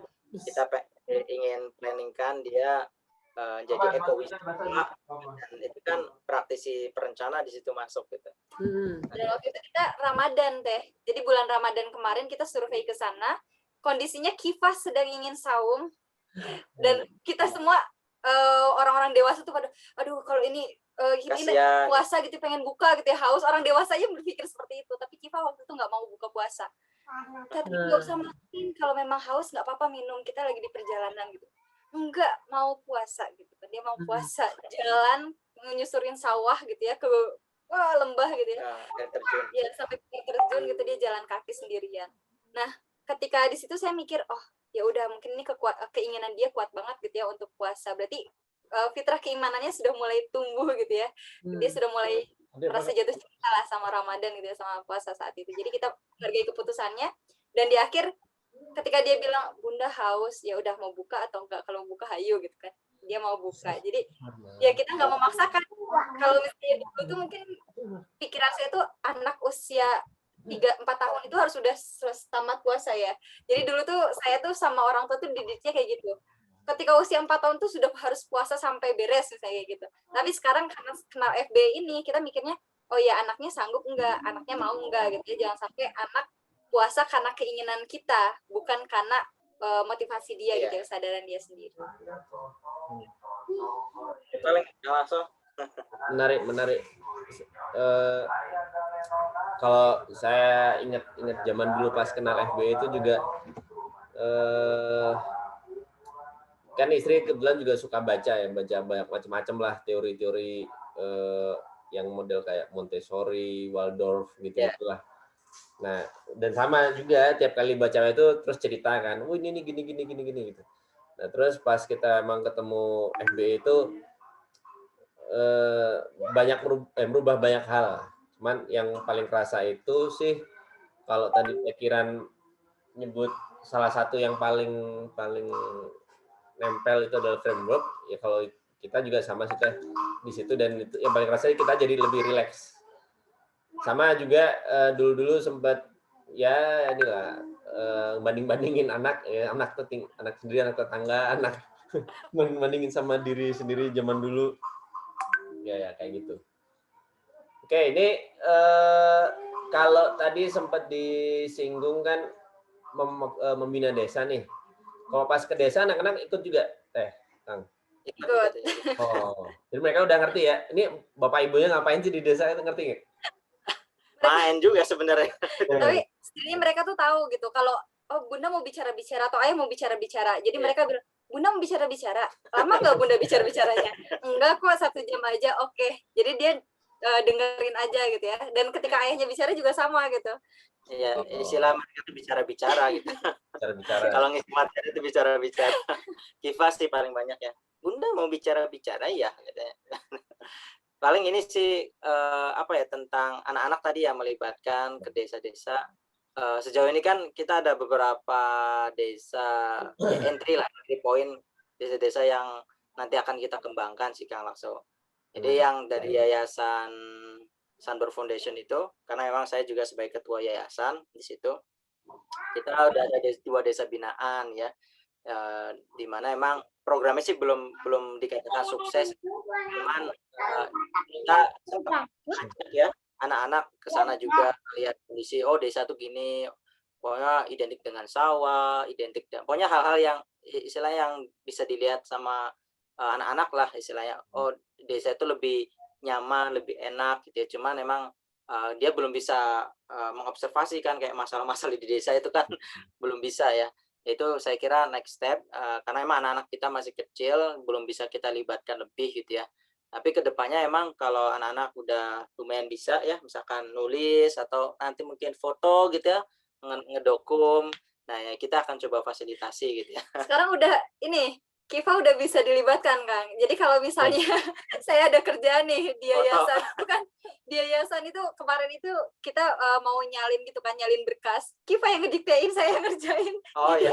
Tahu istilah swasta, agrowisata, gitu-gitu. Oh, mantap ya. Karena udah bisa baca itu jadi dia dikit-dikit pokoknya parkir motor aja di mana dia baca gitu. Ayah itu ini ya. Memang lagi masa observasi banget sih. Ya gitu. Terus juga itu kan 2 desa itu ya, 2 desa yang dari yayasan. Nah, kalau cabangnya dari pemberdayaan yang PKM ya, PKM dosen itu kan ada 1 desa. Sekarang ada 2 desa sebenarnya, cuman 1 desa ini baru belum pernah saya ajak keluarga ke sana karena COVID ya, pas COVID dan karena kurang memungkinkan lah, pokoknya saya bawa gitu ya. Jadi terus 1 lagi itu ada di sini yang kita pengen kolaborasi dengan yayasan juga, yayasan orang lain, yayasan Odesa, di mana memang yang udah banyak sekali melakukan uji coba ya terhadap pemberdayaan desa. Jadi di sini salah satu alasan kita ngontrak di sini Pasir Rimpun itu karena emang dekat dengan Yayasan Odesa gitu ya. Jadi kita pengennya nanti banyak sharing, walaupun banyak belum tercapai ya. Kemarin pas Ramadan itu kita udah bikin sebenarnya planning target kita gitu ya. Setidaknya 2 kali kita ke sana, sekali itu ngobrol sama relawannya, volunteer yang ada di sana. Yang kedua adalah sama anak-anak gitu ya. Karena isunya banyak sekali Kang Lakso, Terara. Sempat diceritain itu. Oh iya iya. Waktu itu pernah kita ceritain ya. Ini yang itu ya, yang apa? Yang sengaja apa, yang rumahnya dibantu tapi uangnya dipakai buat yang lain kayak gitu. Iya, dari situ. Diperbaiki, dijual gitu. Iya. Pokoknya tentang kemiskinan lah, dan istilahnya literasi juga sangat minim gitu ya. Yang waktu itu pernah saya sampaikan ya anak kecil gitu ya, laki-laki kalau ditanya pengen jadi apa, pengen jadi supir truk gitu. Terus yang perempuan juga pengen jadi pelayan Indomaret, Alfamart gitu ya. Itu cita-cita tertinggi mereka gitu ya. Karena emang dia ngelihat, oh sosok ini supir truk tuh gagah ya, bawa sayur-sayuran banyak gitu ya. Jadi literasinya masih sangat minim sekali. Nah, itu juga kita jadi ada beberapa yang jadi inputan juga ya untuk visi misi keluarga kita gitu ya. Wah, literasi seberapa kita bisa memasukkan literasi gitu ya ke dalam pemberdayaan desa gitu. Nah, lokasi desanya mana sih Kang? Kenapa? Lokasi desanya di mana aja? Masih di Bandung? Cikadut, Desa Cikadut. Cikadut Cimenyan, daerah situ. Oh. Jadi unik Kang Lakso, Bandung ini kan istilah desa-desa ini paling 10 menit lah dari kota Bandung gitu ya. Tapi istilah kayak seolah-olah kurang terjamah informasi, teknologi gitu ya, itu kurang gitu. Jadi emang jadi tantangan banget kan.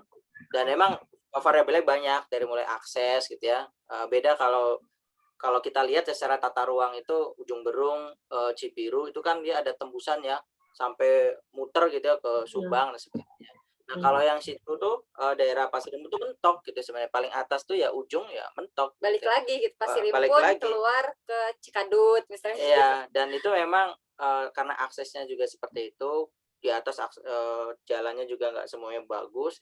Di situ ya para petani-petani miskin akhirnya yang bertahan gitu ya. Dan itu kan petani itu banyak lahan ya. Tapi sekarang kalau kita bisa lihat paling cuman 10-15% lah yang memang punya petani lokal. Jadi selebihnya punya orang Bandung, punya orang Jakarta, mereka hanya penggarap saja gitu ya. Nah, ini tantangan secara ekonomi desanya kepada petani. Makanya kita itu punya yang di Yayasan Sunber itu, saya sempat bilang bahwa kalau kita menyelesaikan masalah desa gitu ya, sebenarnya kita sekian persen masalah kota selesai gitu ya. Karena kan masalah kota apa sih? Kumuh gitu ya, perumahan kumuh, karena ya banyak ya urbanisasi lah ya, banyak orang-orang yang mengadu nasib ke kota gitu ya. Terus dia nggak pulang gitu ya, nyari yang harganya murah dan sebagainya di bantaran sungai dan lain-lain gitulah. Jadi kita benar-benar mendeklarkan insya Allah fokus di desa, dan disitulah titik balik kita bisa memulai dari nol gitu ya. Dan kita berusaha masuk itu bukan sebagai guru ya, kita menghindari istilah-istilah seperti itu. Jadi emang kita ini aja pengen belajar lah. Kalau saya kan bahasanya mungkin saya pengen belajar, pengen riset di sini gitu ya. Tapi sambil pelajari nih, oh keadaannya kayak gini, berarti mungkin entry point-nya lewat sini nih gitu ya. Wah, ada Ustadz Hasan. Assalamualaikum Ustadz. Di mute Pak. Masih di mute. Mute Ustadz. Mute. Pak, suaranya jangan listening Pak Hasan. Pak, di mute.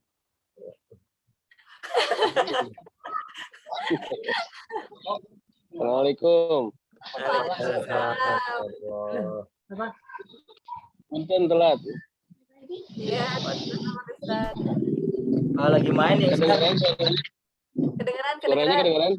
Kedengeran. Nah, ini masih di Kecamatan Sodong Hilir, Desa Cukang Nijunaon Ustaz. Cukang Kawung. Lagi apa Ustaz? Nijunaon Di Tasikmalaya. Ini lagi tadi ya, studi banding pengembangan desa. Langsung nyaut. Praktisi yang sudah real nih di pengembangan desa. Masya Allah. Iya, sempat ngobrol sama Ustaz Hasan nih. Nanti dieksekusi, nanti konsultasi sama ahlinya nih, sama keluarga Madani Lokal. Kang Tarani mau nanya nih Kang. Ya. Bisa diceritain nggak alurnya? Jadi mulai pas pertama datang itu kan tiap desa tadi permasalahannya beda-beda ya. Ya. Jadi desa A masalahnya apa, desa lain masalah lain. Berarti pas di awal ada memang observasi dulu ya Kang? Iya. Jadi tergantung ya entry point-nya kita lewat mana gitu. Kita sih rada fleksibel. Pertama kalau saya sebagai praktisi dosen nih, kalau ada pengabdian, ya memang kita sebelumnya sudah cukup intens mempelajari karakteristik fisiknya ya, fisik desanya.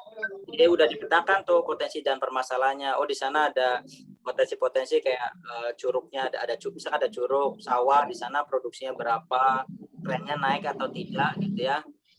Terus juga di sana ada komunitas-komunitas nggak yang nanti bisa memberdayakan, yang bisa diajak kolaborasi. Itu istilahnya itu kan standar ya, default.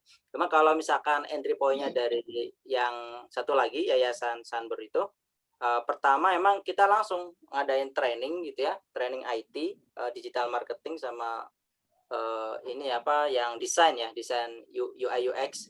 Nah di situ setelah dapat poinnya, istilahnya kita juga dikenal oleh orang desa, orang yang nothing dulu saya ingin mengabdi gitu ya ke desa. baru kita bisa masuk ya di situ. Nanti tentunya sama juga tahapannya, kita akan coba Tahu lagi. cari tahu. Salah satu ada asesmen sih mungkin ya, cuman kita belum bikin ya asesmennya ya. Jadi ya, kita lakukan asesmen terhadap apa sih subjek kita gitu ya, subjek yang akan kita berdayakan, kira-kira kondisinya dari 1 sampai 10 tuh di angka berapa ya gitu ya. Sehingga nanti kita juga jelas ya, kita mau nanti membantu di bagian mana. Dan kita konsepnya kan kita sebagai fasilitator ya, bukan kita yang tadi jadi guru ataupun jadi apa ya, orang yang ini suka menginstruksikan gitu ya. Kita berusaha menjauhi itu, karena mimpi kita adalah sustainable, karena namanya berkelanjutan. Pertama, tidak bisa cepat gitu ya, tidak bisa cepat. Jadi paling tidak tuh 5 sampai 10 tahun mungkin baru mulai terasa impact-nya. Dan itu pasti banyak banget tantangannya, godaannya banyak gitu ya. Ngapain sih gitu ya, kayak gini toh nggak ada impact-nya. Nah, ditambah lagi ada stigma seperti ini, Ustadz Hasan sama Kak Lakso. Orang desa itu baru bisa diajak mikir kalau urusan perutnya udah selesai gitu. Nah, ini yang jadi tantangan banget. Jadi kalau kita mau ngasih tadi ya istilah-istilah, kita mendampingi mereka buat nanti mengembangkan desa dan sebagainya, itu memang susah banget gitu. Nah, istilahnya kan kalau kita mau ada acara musyawarah atau apa, ya ngapain saya harus datang gitu loh. Toh mending saya ke sawah aja, jelas saya ada impact-nya buat saya gitu. Ngapain saya harus datang ke musyawarah gitu kan. Nah, disinilah emang kita pengennya belajar, kita mungkin homestay, kita nginep, kita pengennya kalau udah nggak ada COVID ya, jadi kita pergi ke desa binaan kita, terus kita nyari bukan hotel gitu ya, tapi emang rumah warga gitu ya, yang bisa kita tempati. Nanti kita bisa ngobrol-ngobrol di situ. Nanti pagi-pagi mungkin kita jalan-jalan gitu ya, sekitar desa. Ya istilah kayak kita seolah-olah wisatawan, tapi sambil melihat-lihat sebenarnya potensi-potensi yang ada di desa apa aja gitu ya. Ini sebenarnya kami termasuk keluarga yang terdampak nih sama COVID. Karena timeline 2 tahun ke belakang ini benar-benar wah rubah total. Tahun 2020 itu rencananya kita mau kunjungan desa ya. Kunjungan desa sama berguru ke beberapa tokoh pemberdayaan desa juga. Itu kita cancel gitu karena memang baru awal COVID. Nah sekarang pun sama rencananya kita mau masuk ke 5 desa ya, ya. Mau masuk ke 5 desa, penjajakan sekaligus ya observasi gitu ya, pengenalan dan segala macamnya gitu di desa, tapi itu juga kita cancel karena memang kondisinya masih belum memungkinkan. Aneh. Itu kalau biasanya kunjungan ke desa sebulan berapa kali dong? Dan sekali kunjungan berapa hari nginep gitu atau gimana? Kita belum mulai itu kan, makanya sejauh baru ini nebeng. Sejauh ini kan emang istri nebeng ke aktivitas saya gitu ya. Aktivitas tadi PKM misalkan kita ke desa di Subang, desa Dayakolot namanya. Kita mau jadi ekowisata gitu, ada beberapa spot-spot potensi pariwisata dan diminta untuk bikin semacam master plan-nya. Nah itu kan akhirnya ya kita bawa, ya nginepnya masih di hotel kalau itu ya. Kebetulan udah masih COVID ya itu ya. Cuman karena tuntutan kewajiban saya harus ke desa sama saya sih. Jadi ya mau tidak mau gitu ya. Cuman kalau untuk belum wajib gitu ya, kita kayaknya pikir-pikir lagi gitu ya, untuk bisa menginap di desa gitu dan gitu aja sih sebenarnya. Tapi kalau idealnya mungkin kalau idealnya gini Kang Akso, kalau kita mau di desa itu paling tidak jangan 1 hari banget lah gitu ya. Paling kita itu 4 hari. Ya 4 hari. Pengennya kayak jadi mungkin hari pertama kita lebih banyak ngobrol gitu ya dengan pemilik rumah gitu ya. Hari kedua kita mungkin bisa main-main observasi. Karena desa kan cukup luas, mungkin ya kita hari ketiga juga masih ya itu bila perlu emang kalau ada tokoh-tokoh yang sudah istilahnya natural leader ya. Biasanya natural leader itu kayak Ustadz Hasan, ini natural leader ini punya pengaruh gitu ya di wilayah gitu ya. Ketika ceramah anti vaksin ya mungkin jadinya bisa anti vaksin semua. Jadi itu pro vaksin. Nggak Ustadz, itu bercanda Ustadz. Ini kan jadi kalau istilahnya natural leader itu kita perlu dekati dan harus klik gitu, harus ngeklik bahwa dia itu ini keluarga yang punya niat baik nih, bisa kita support. Nah kalau udah seperti itu enak.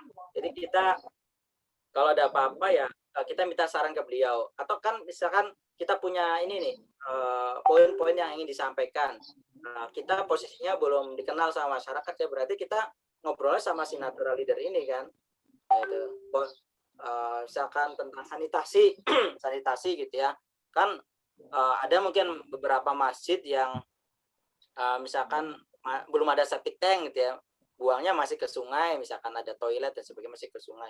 Itu kan ya kita perlu ajak ya bareng-bareng, ustadznya harus paham dulu. Nah, emang ini yang tidak mudah sebenarnya di sini ya. Dan bukan hanya ustadz sebenarnya ya, karena di sini kan ada ustadz juga. Ada juga misalkan tokoh yang dituakan ya, yang dituakan di dalam desa, atau bisa juga orang-orang yang dia biasa tampil ya, biasa tampil di publik gitu ya. Nah itu kita ingin banyak ngobrol sama itu ini apa namanya, organ tunggal tuh ya, organ tunggal biasa tampil ya, itu biasa ada organ tunggal bisa MC-nya tampil organ tunggal ya Ustadz ya. Iya, organ tunggal, cari itu.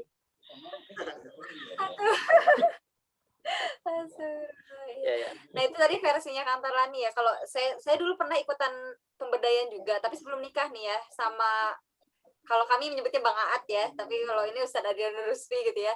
Kalau kami itu dulu saya tuh dulu ngikut ke programnya Bang Aat sama teman-teman Salman lainnya gitu. Waktu itu ada kayak pembinaan masyarakat desa apa sih? Saya yang fokusnya ke entrepreneur. Jadi orang-orang yang sudah punya usaha di desa terus dibina gitu ya, dibina dan sebagainya. Itu tuh kami dulu pernah sampai 1 bulan full, setiap pekan sekali kita datang ke sana gitu ya, untuk sowan, sharing dan segala macamnya gitu. Tapi ini pendekatannya lebih ke pelatihan, tapi juga nggak cuma sekedar pelatihan, kita juga berusaha untuk mapping dan segala macamnya, membangun kedekatan lah supaya mereka juga nggak melihat kita tuh kayak orang luar, enggak, tapi ada teman yang mau bantuin nih masyarakat desa di sini untuk terus berkembang gitu. Mantap. Pak Hasan, tadi Pak Hasan melewatkan bagian penting.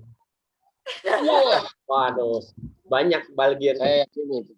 Ini Pak, salah satunya ternyata saya baru tahu yang bikin keluarga Madani Loka, Kang Tarlani sama Teh Kiran jadi kayak gini tuh gara-gara dulu TFT di Aston. Gara-gara di situ terus jadi bahas misi keluarga dan lain-lain, berkembang sampai sekarang. Masya Allah. Ya. Alhamdulillah. Siap. Pak Hasan, ada mau tanya apa ke Kang Tarlani nih? Enggak.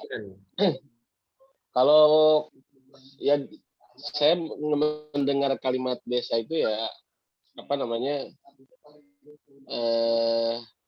seksi gitu ya. Pak Lasso kalau yang lihat seksi gimana Pak Lasso? Iya udahlah. Jadi nanyanya ke Kang Pak Lasso nih. Ya kalau ke Pak Taryani kan ada di sebelahnya, jadi kita bangun desa. Nah, maksudnya adalah bahwa potensinya gede banget gitu ya. Kemudian kalau saya sih kepentingannya bukan apa namanya ya tetap untuk menunaikan misi itu ya, tentang misi hidup kita gitu ya, mengoptimalkan potensi desa gitu. Dan banyak kekuatan desa yang bisa digunakan, tapi karena tidak ada ilmunya jadi tidak menjadi sebuah kekuatan gitu. Ya, gitu. Ya ini saya yang awam ya, makanya kalau dengan Pak Tarlani di urusan pengembangan apa namanya atau apa istilahnya saya juga nggak tahu ya, intinya non sih istilahnya Pak Tarlani non sih pemberdayaan desa atau non pemberdayaan desa, saya makin apa namanya makin kabita gitu ya. Dan sebetulnya pingin juga tahu konsep tentang desa Madaninya Allahu Yarham ya Ustadz Hari ya, yang belum sempat kita ngobrol tentang konsep desa ini. Nggak tahu Pak Tolani sudah sudah ngobrol belum dengan beliau tentang konsep desa madani yang Dulu kan sempat FWM itu? mention pas itu Ustadz yang di Aston juga ya, pernah di-mention. Oh ada tuh di Jawa Tengah atau Jawa Timur ya? Jawa Tengah kalau saya lagi mengembangkan gitu ya. Dan emang waktu itu belum sempat kita masuk ke sana gitu ya. Ya itu sayang banget lah, sebelum beliau meninggal itu kan pernah menyampaikan gitu ya. Nanti bisalah kolaborasi ke sana gitu. Cuman memang kita akses ke sana belum ada. Jadi kita belum sampai ini sih Ustaz. Cuman ada waktu itu pas yang Bunda acara waktu dulu tuh pertama kali saya dengar konsep ini tuh ketika di grup KUN yang KUN tuh kader utama nasional itu loh Ustadz. Oh iya yang fasil yang senasional itu kan Ustadz Hari pernah diskusi di situ dan saya juga nimbrung gitu ya, kalau kita juga ada konsep kesana gitu ya kalau dalam itu. Ya waktu itu tempat Ustadz Hari kan mulai mencurahkan ide tentang desa madani ini, tapi emang nggak dalam, kita juga belum sempat ya sowan ke beliau gitu ya terkait ini, tapi ya sebenarnya gambarannya itu apa yang Ustadz Hari ingin bangun, sama yang kami juga ada komunitas lagi nih Ustadz di Bandung namanya komunitas Oktoparadisa. Ini juga konsennya ke sana juga, Oktoparadisa. Jadi ya ini komunitas apa? Singkatan. Okto T 8, Paradisa tuh ini dari surga ya. Iya, ya, jadi 8 tingkatan surga. Jadi kita waktu itu kita punya impian Ustaz nih, kita punya impian membangun perumahan khusus untuk alumni Salman yang memang satu kohesi gitu, satu nilai, satu value, satu visi misi gitu ya, untuk membangun lingkungan yang baik untuk anak-anak kedepannya gitu Ustaz. Nah harapannya sih di perumahan itu tuh kita juga pengen sustainable gitu ya, jadi kayak dari segi ramah lingkungannya, lingkungan yang ramah lingkungan gitu ya, terus ramah energi dan segala macamnya gitu. Nah itu juga sedang kita rumuskan. Pas dengar konsepnya Ustadz Hari, wah ini sama banget gitu ya. Cuman memang kita lingkupnya masih kecil. Kalau Ustadz Hari kan udah nasional ya rencananya itu. Kalau pilot projectnya sih waktu itu kan di Jawa Tengah itu ya.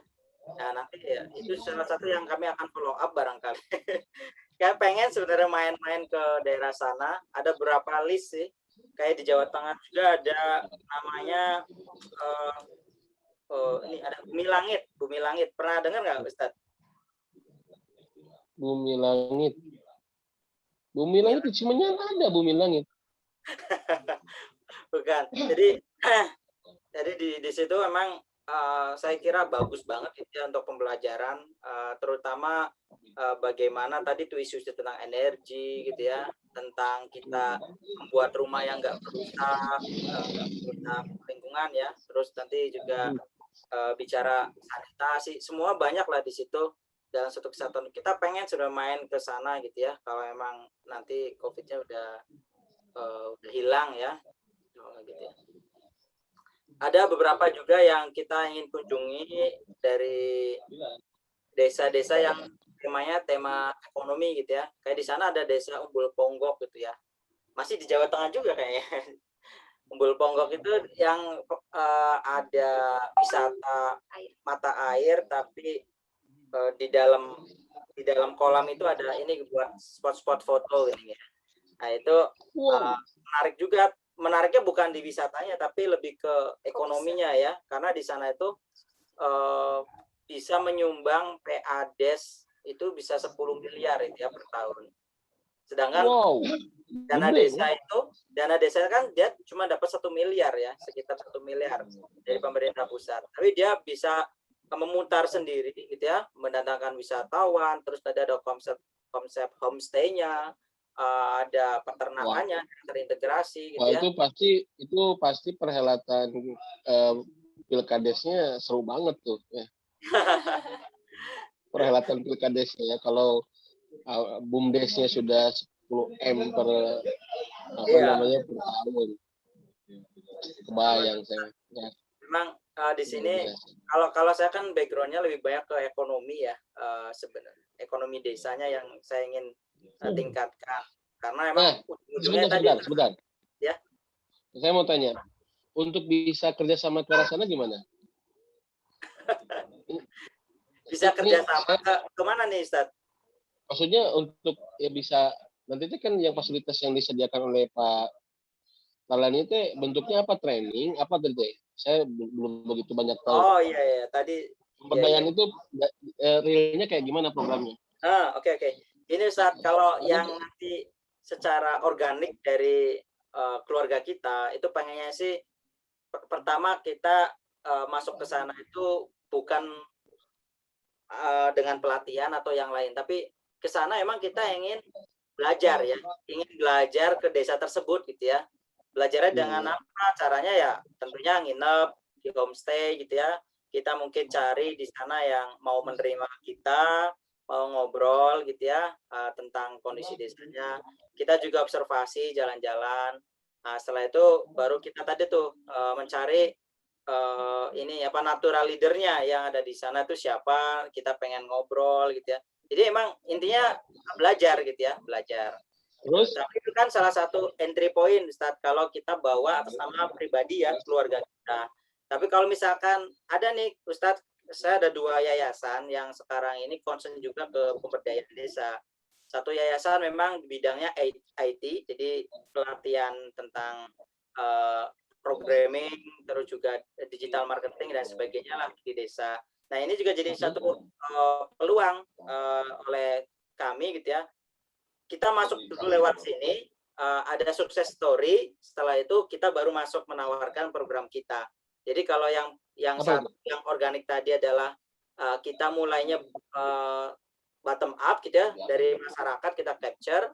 Nah, kalau satu lagi ini rada top down sedikit nih, karena kita jalurnya kepala desa ya. Kepala desa nanti dia akan mengumpulkan karang tarunanya dan sebagainya. Intinya kan ujung-ujungnya adalah kita komunikasi, kita ngobrol dengan anak-anak mudanya yang ada di sana sebenarnya. Tapi caranya bagaimana, ya itu beda-beda. Nah, ada satu lagi Ustadz, yayasan satu lagi itu Enggak, yang barusan yang kedua kurang jelas. Yang kedua gimana?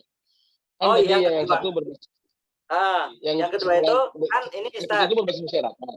Yang kedua kan dari kepala desa Karang Taruna lalu ngapain? Punten, saya awam ngapain? Pelatihan. Yang adain pelatihan sebenarnya. Karena ujung-ujungnya intinya kita ngobrol ya. Sharing-sharing mungkin ya, bukan pelatihan. Kalau pelatihan itu terkesan kita yang apa ya? Yang superior gitu ya, maksudnya kalau pelatihan. Jadi kalau misalkan sharing gitu ya, istilahnya kita punya praktek nih, kita udah ngelakuin ini dan kita ingin sharing ke mereka, ya syukur-syukur ada yang punya apa ya, masuk ke hati gitu ya, hati mereka. Nah itu yang nanti akan kita follow up tuh. Kita sebenarnya nggak perlu ini Ustadz, nggak perlu butuh banyak, tapi mulailah dari orang-orang yang sudah sadar sedikit, walaupun sedikit gitu ya. Tapi karena dia udah ada titik baliknya, ya, nah itu kita akan terus menerus.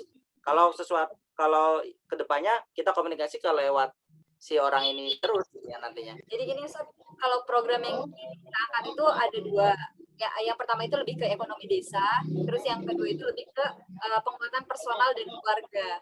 Itu 2 program yang ingin kita angkat ke depannya ya Ustaz ya. Nah, kita sasarannya itu adalah para pemuda di desa yang berpendidikan atau memang bisa kita latih gitu, kita dampingi supaya nanti dia bisa memberdayakan desanya lagi gitu ya.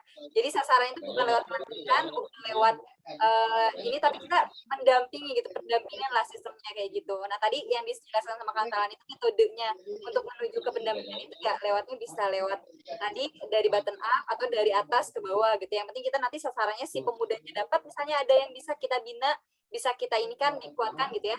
Nah nanti Kang Talani nanti fokus penguatannya di bidang ekonomi, gimana caranya pemuda bisa memberdayakan desanya supaya membangun ekonomi desa yang lebih baik lagi gitu ya. Nanti saya masuk ke ranah personalnya, gimana caranya pemuda di desa itu bisa punya kepercayaan diri yang kuat gitu ya. Jadi mau bersaing dengan orang-orang di luar sana. Jadi nggak malu ketika dia berasal dari desa gitu kan. Terus ketika sudah menikah ada pendampingan juga, kita pengennya yuk kita bina dia tuh nggak cuma secara ekonominya aja tapi juga secara personalnya dan keluarganya gitu. Nah ini yang keluarganya ini yang saya pengen banget kolaborasi sama Hebat gitu ya nanti ke depannya ke FBE-nya, gimana caranya supaya masyarakat desa pun bisa paham konsep pendidikan fitrah, terus bisa paham bagaimana pengasuhan dan komunikasi pasangan kayak gitu. Nah, yang terakhir tuh Ustadz, ini yang lumayan menarik juga tapi masih garapan awal ya. Jadi kita Yang tadi juga menarik. jadi ada yang di Banjaran itu Ustadz, di tepatnya di Desa Jagabaya kalau nggak salah ya. Tahu lah ya Ustadz ya, karena Ya, waktu orang itu udah Banjaran. ceritain. Ya. Nah, di situ tuh kita memang mau bikin semacam pusat pelatihan agripreneur. Nah, jadi emang bagaimana masyarakat petani-petani di sana itu kalau mau belajar gitu ya untuk bisa meningkatkan produktivitas pertaniannya, hasil pertanian mau dari sebelum panen ataupun pasca panen gitu ya. Nah, itu di situ dan itu kan bisa menjadi salah satu wadah juga untuk kita bertemu dengan para pemuda yang ada di desa sebenarnya gitu ya. Karena masih banyak ya. Nah, yang kalau itu emang basicnya kuat tuh. Nanti kita pendekatannya adalah wakaf gitu ya. Kita menyasar beberapa tanah-tanah yang kurang terurus tapi bisa dikerjasamakan gitu ya. Yang nanti bisa kita kembangkan tuh pertaniannya gitu ya. Nah, ini juga bisa masuk dalam konteks pemberdayaan. Nah, kita melihat gini sih Ustadz, saya tuh selalu terpukul ya dengan salah satu ayat Ustadz, di surat Kasihan dipukul-pukul gitu. di surat Ali Imran Ustadz, ayat 139 kalau nggak salah ya, yang wala tahinu wala tahzanu wa antumul a'launa in kuntum mu'minin. Jadi kenapa saya ngelihat di situ kan maknanya sangat dalam itu Ustadz. Kita tuh nggak boleh ngerasa lemah, nggak boleh ngerasa sedih gitu ya. Dan kamu itu unggul, kamu tuh mulia gitu. Tapi emang ada syaratnya kalau kamu beriman kan, in kuntum mu'minin. Nah, di sini emang kita ingin menanamkan sebenarnya masyarakat desa itu jangan minder lah. Memang nanti basic Islamnya kita tetap bisa selipkan ya, karena di misi keluarga kita juga ada peradaban Islami sebenarnya ya. Jadi pengennya anak-anak desa itu, Anda kan makannya bareng sama, anak kota juga makannya nasi juga, minumnya air gitu. Apa sih sebenarnya bedanya gitu ya? Nah, di sini emang lebih ke tadi komitmennya gitu ya. Jadi disentil lah kesadarannya sehingga dia mau berjuang lebih, dan best practice-nya banyak Ustaz. Success story-nya banyak deh. Orang-orang yang dari istilahnya paling ekstrimnya nggak sampai lulus S1 gitu ya. Tapi karena setelah dikasih entah itu pendampingan dan sebagainya, dia bisa melejit gitu ya. Melejit bahkan punya mimpi lebih tinggi gitu ya. Itu sih. Keren. Idu anak, ini baru konsep besar keluarga kami Ustaz. Gak apa-apa. Kalau saya kupas ayat tadi sebetulnya ya tentang auzubillahi minasyaitonirrajim ya wala tahinu wala tahzanu wa antumul a'launa in kuntum mu'minin. Itu kalimatnya kan ada kalimat iman gitu ya. Ya. Ada kalimat iman. Jadi seberapa percaya dirikah kita dalam kehidupan itu berbanding lurus dengan seberapa kekuatan iman yang kita miliki gitu maksudnya. Ya, jadi dan saya yakin, dan kalau kita baca misalkan Dr. Yusuf Qaradawi tentang al-iman wal hayah, misalkan iman dan kehidupan, itu keren banget gitu. Jadi di semua ranah kehidupan itu iman itu hadir. Nah, makanya saya senang kenapa saya senang dengan konsep hal-hal seperti ini, pemberdayaan, pembangunan, pembinaan ya gitu ya.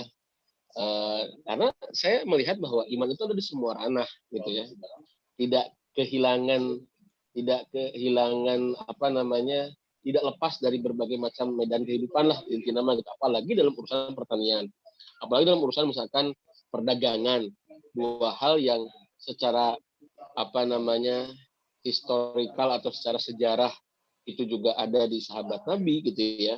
Pertanian dan perdagangan itu, Muhajirin dengan perdagangannya, kemudian Madinah dengan pertaniannya misalkannya, atau Ansar dengan pertaniannya. Kita punya kekuatan historikal, punya kekuatan konseptual gitu ya. Jadi sebenarnya makin yakin gitu ya, kalau saya sih gitu ya, walaupun ya karek bisa ngomong sekarang juga gitu, makanya ya bagian Pak Tarlani gitu ya, membumikan. Cuman ya saya melihat bahwa apa namanya sikap itu tidak bisa dilepaskan daripada pembangunan itu ya, tidak bisa dilepaskan daripada iman. Apalagi misalkan terkait dengan kepercayaan diri gitu ya dan lain sebagainya gitu ya. Dan luar biasa banyaklah buktinya lah gitu ya. Nanti kalau tadi secara apa namanya success story-nya banyak, memang saya yakin banyak, makanya kita duplikasi gitu ya. Dan insya Allah lah Abi kami waktu jasa mantosan gitu ya dari sisi naon gitu lah ya, begitu dah. Saya tidak terlalu pedenya gitunya dalam urusan teknis mah gitu ya, dan palingnya urusan ngajar ikro mah hayu gitulah ya. Ya cuman maksudnya adalah saya ingin bahwa iman itu hadir gitu maksudnya ya dalam jadi ketika berbicara pembangunan desa itu kita tidak kosong nilai gitu ya. Value iman itu ada di semua, termasuk di urusan pemerintahan gitu ya.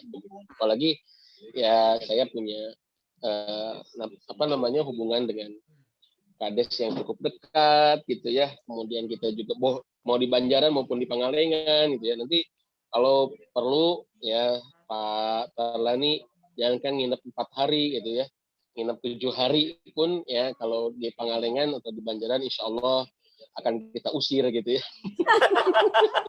Tuh udah khawatir nih akhirnya nih. Tinggal sebut nama Pak Hasan beres. Insya Allah Pak Tarlani 4 hari malah insya Allah ya kita khidmat ya insya Allah ya. Kita apa namanya bantu, mau di Pangalengan mau di Banjaran mau di saya ayo gitu ya. 4 hari mau lah hariwang lah ya insya Allah kita bantu gitu ya. Nanti nggak apa-apa urusan operasional ada Pak Lakson, nanti tinggal transfer ke ATM saya. Jadi sebenarnya sunnahnya tuh 3 hari ya, keempat harinya diusir. Iya, keempatnya kan diusir. Tunggu diusir aja kayak gitu. Nah, jadi insya Allah kalau suka berkelana ya, kita bisa camping, suka ya main lah istilahnya. Ini kode kalau diusir kita bisa camping depan halamannya gitu. Kita siap bawa tenda lah Mas.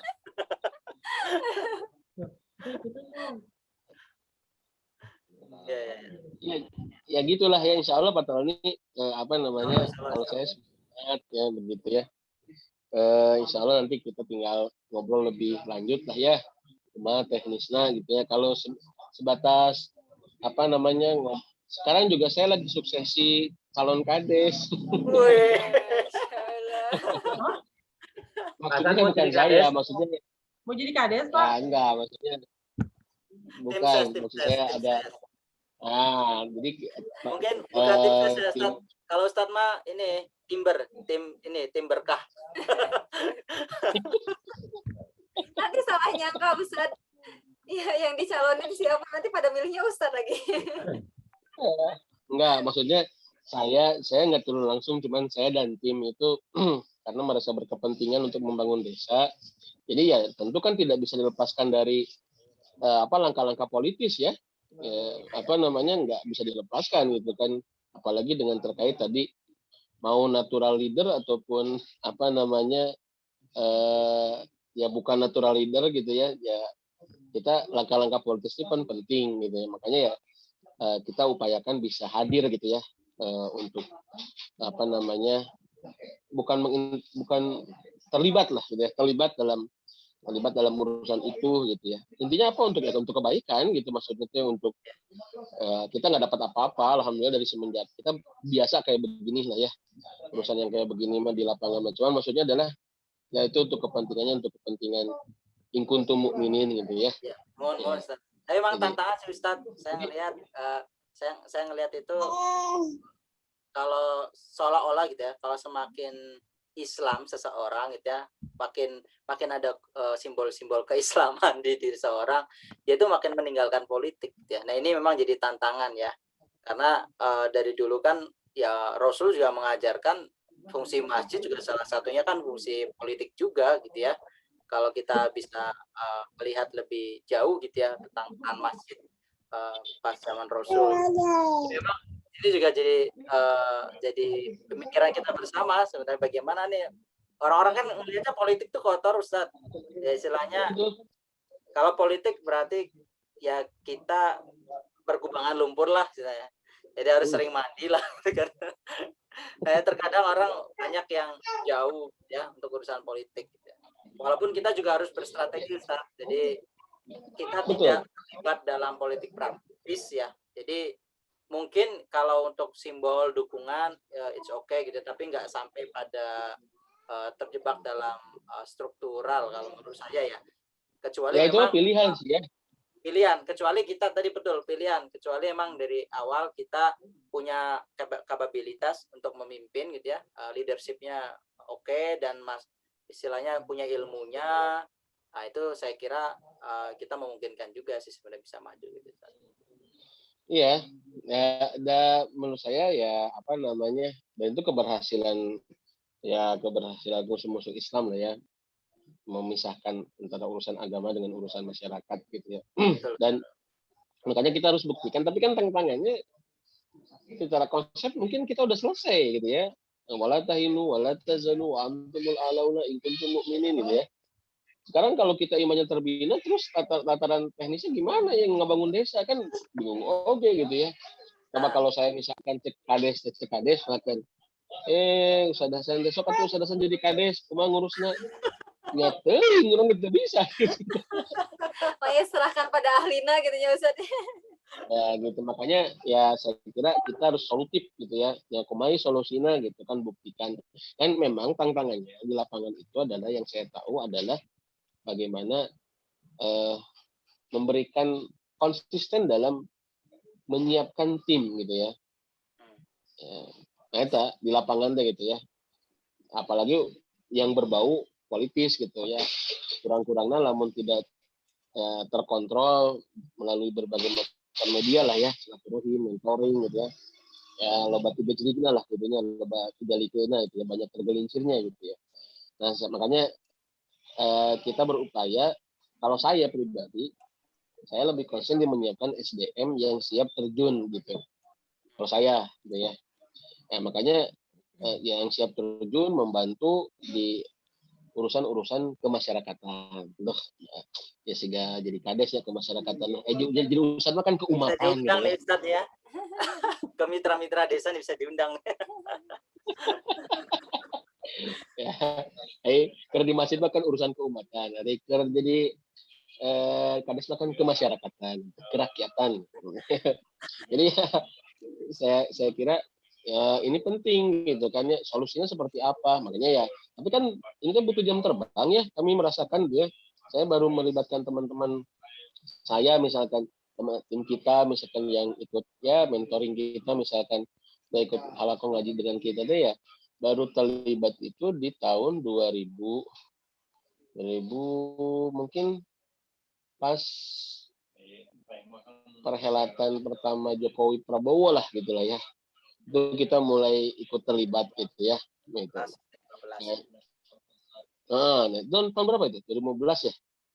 Ya, 14-15an lah. Oh iya, itu. Akhir ini kan, akhir SBY ya. SBY kan 2000. Ya.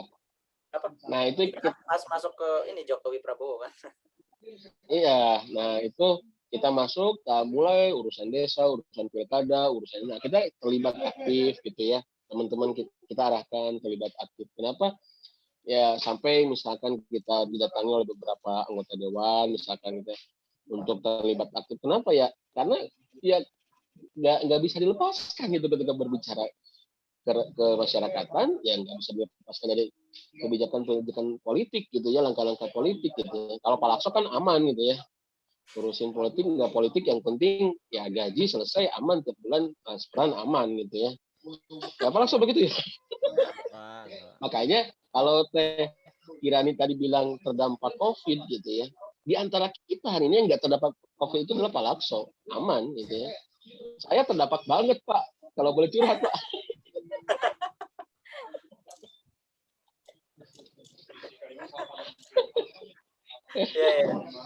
Siap. Ya jadi mas, ya gitu untuk sementara ya turun, nanti kita bisa lebih bisa lebih, ya mudah-mudahan bisa istiqomah gitu ya, tetap ada ruh nilai-nilai iman yang hadir dalam setiap aktivitas kita. Pak Lakso, thank you Pak Lakso, terima kasih. Jadi ada narasumber kedua nih. Siap. Ini telat nih Ustaz Hasan, harusnya di awal ya. Iya. Afwan tadi susah sinyal tuh. Ini masih di Kelasnya kita pedesaan. ngedengerin gitu Ustaz. Untung nggak naik genteng dulu, Ustaz. Alhamdulillah. Oke, ini udah jam 5.30 nih, udah 5:30, dikit lagi mau maghrib ya. Jadi sekali lagi terima kasih Kang Tarlani, Teh Kiran, Masya Allah. Ini mesti ya, ini nggak cuma internal, ini mesti eksternal. Banyak hal yang bisa dibagi buat di luar nih. Insya Allah Tapi berikutnya. kalau eksternal Pak, kalau eksternal saya nggak terbuka ngomong kayak begini Pak. Di sensornya dikit-dikit, tit gitu ya. Iya. Namanya di sensor ya. Ya. Pemanasannya di sini, ntar siap-siap aja eksternal. Oke, Masya Allah. Ini saya banyak belajar hal baru dari Kang Tarlani, Teh Kiran hari ini. Banyak hal yang jadi, oh iya ya gitu. Jadi saya dari tadi terutama tentang pemberdayaan desa, terus jadi kepikir mungkin nanti saya japri ke Pak Tarlani atau Teh Kiran nanya-nanya tentang pemberdayaan secara umum itu kayak gimana sih? Mungkin kalau saya konteksnya bukan di desa itu, tapi di hal yang lain gitu. Cuman, ini pemberdayaan desa, temanya apa? Pemberdayaan desa, gak usah yang lain. Iya, kan saya nanti japria, ntar yang lain. Bukan pemberdayaan. Boleh. Ya, insya Allah. Dan senang sekali ini kita semua bisa berkumpul hari ini, insya Allah. Ini rutin kita lakukan. Kayak semoga ya, kalau sekarang kan kemarin kita jadwalkannya sebulan sekali ya, semoga nanti bisa lebih dipersering frekuensinya. Penting jaga keistiqomahan dimanapun apapun amal soleh yang sedang kita usahakan, semoga itu jadi sesuatu yang berkah buat kita semua ya. Pak Hasan, ya apa? Siapa? Boleh ngasih masukan sedikit? Mangga.